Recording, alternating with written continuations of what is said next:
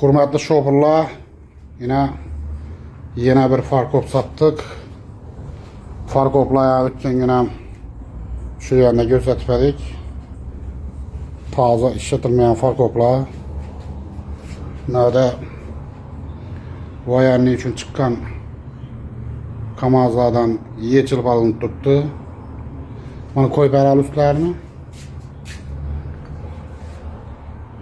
Yine kompleyken menarzası tuttu zahinde. Güttün pillikleri.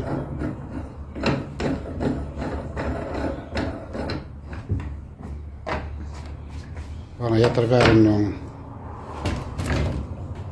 Bana hazır.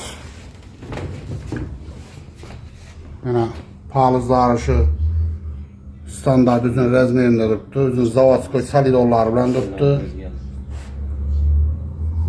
Küter beralı küter 48,7 boladı nasi. Üzün standart rezmeri 48,7. Sil dolarla tuttu. Zavatskoy üzün salidolları bilen tuttu. Yine Technatron.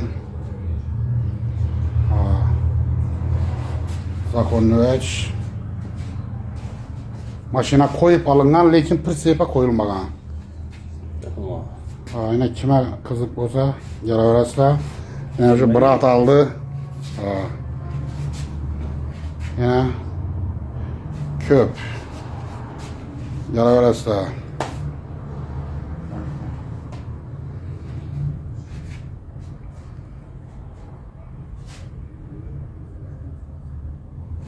Menzil Urganch shahar Paxtakor yo'li. Kime şimdi euro farkoplar gerek olsa gelaverasizlar.